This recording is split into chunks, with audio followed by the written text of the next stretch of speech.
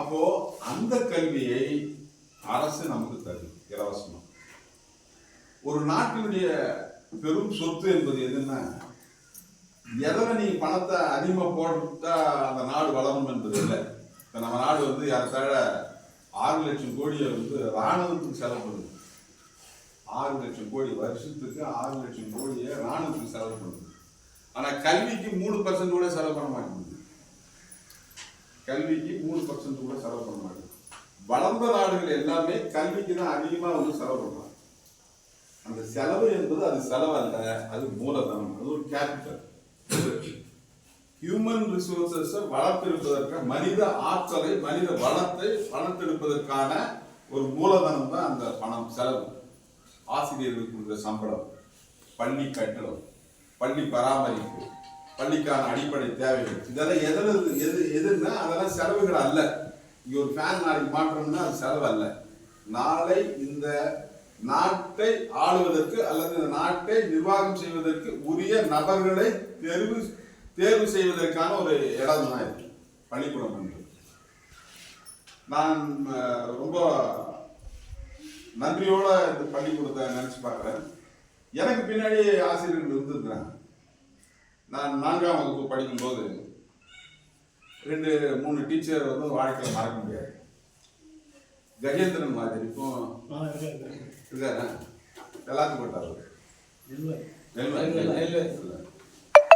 Tilottama teacher, Vinayagam warrior, உங்க சுரக்காப்பேட்டம் சொன்னாங்க. அவங்களாம் நான் யாருன்னே எனக்கு தெரியாது அவங்களுக்கு. ஆனால் நான் வந்து படிக்கிறத பார்த்து என்னை வந்து ஒரு ஒரு மோட்டிவேஷன், நல்லா படிக்கிற, அதான் ஒரே ஒரு ஒன்றுமே இல்லை. ஒரு வாத்தியார் ஒரு மாணவனை பார்த்து நீ நல்லா படிக்கிற, நல்லா இருக்கிறடான்னு சொன்னாலே போதும், அவனுக்கு வேற மாதிரியான எனர்ஜி கிடைச்சிடும்.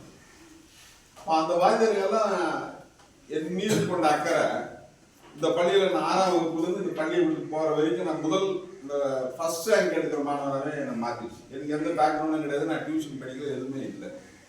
8ஆம் வகுப்பில் வந்து பப்ளிக் எக்ஸாமில் இந்த பள்ளியில் ஃபர்ஸ்ட் வந்தேன். செகண்ட் வந்து வெங்கட்ரம்மா செகண்ட் வச்சாங்க. இந்த மாதிரி ஃபர்ஸ்ட் செகண்ட் வந்தவங்களெல்லாம் சேர்த்து இந்த டிஸ்ட்ரிக்ட் அளவில் வந்து ஒரு எக்ஸாம் வச்சாங்க. அதில் ஃபர்ஸ்ட் வந்தோம். அந்த டிஸ்ட்ரிக்ட்ல ஃபர்ஸ்ட் வந்ததுனால எனக்கு நேஷனல் ஸ்காலர்ஷிப் கொடுத்து திருவள்ளூர்ல RBCஸில் கொண்டு போய் என்னை சேர்த்துட்டாங்க. கவர்மெண்ட்டே சேர்த்துட்டாங்க. அந்த வாய்ப்பெல்லாம் வந்து அரசு பள்ளியில இப்படிப்பட்ட ஆசிரியர்கள் மூலம் தான் உருவாச்சு. அரசு பள்ளி, தனியார் பள்ளி அப்படின்னு நீங்க ரெண்டை வந்து நீங்க நிறைய கம்பேர் பண்ண வேண்டியிருக்கு. இந்த பள்ளிகளை வந்து நம்ம தரம் உயர்த்துகிற போது இந்த மேலாண்மை குழுல முக்கியமான ஒரு விஷயமா வந்து கல்வி தரத்தை உயர்த்தணும்னு ஒரு சொல்லியிருக்கு. மேலாண்மை குழு 4 விஷயங்களை சொல்லியிருக்காங்க. ஒன்று, கல்வி தரத்தை உயர்த்தணும். இன்னொன்று, ஆசிரியர்கள் வருகையை பார்க்கணும். 3வது, கற்பித்தல், எப்படி கற்பிக்கிறாங்க, எப்படி அவங்க டீச் பண்றாங்க. 4வது, இன்ஃப்ராஸ்ட்ரக்சர். இந்த 4ஐயும் சேர்த்து தான் வந்து இந்த மேலாண்மை குழுல முக்கியமான நோக்கங்களா சொல்லப்பட்டிருக்கு.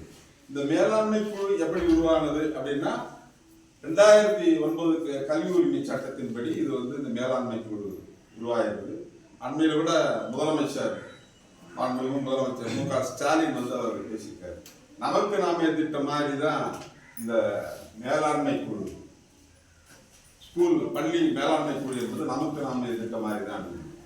பள்ளி கல்வி அமைச்சர் அன்பில் மகேஷ் பெற்றோர்களோட ஏற்கனவே 55 லட்சம் பேரோட ஒரு தொலைபேசியில பதிவு பேசியிருக்காரு. இதெல்லாம் எதுக்காகன்னா கல்வி தரத்தை உயர்த்துவதற்காக. சரி, அப்போ அரசு பள்ளிகள்ல கல்வி தரம் இருக்குதா இல்லையா? பிரைவேட் ஸ்கூல்ல இருக்குதா அப்படின்னு கேட்டா எங்க இருக்குதுன்னு சொல்லுவீங்க. எங்க இருக்குது? எந்த பள்ளி பிரைவேட் ஸ்கூல் தரமா இருந்தா ஆசிரியர் அரசு பள்ளி தரமா இருக்கு? டீச்சர்ஸ் சொல்லுங்க. எப்படி? தனியார் பள்ளியில கட்டணம் இருக்கும். கட்டணத்துக்குள்ள போதிக்கிற, பயிற்றுவிக்கிற, கற்பிக்கிற ஆசிரியர்களுடைய தரம் என்பது ரொம்ப குறைச்சல். அந்த பாலை கடைஞ்ச மேல என்ன வந்துடும்? வெண்ணெய் வந்துடும்.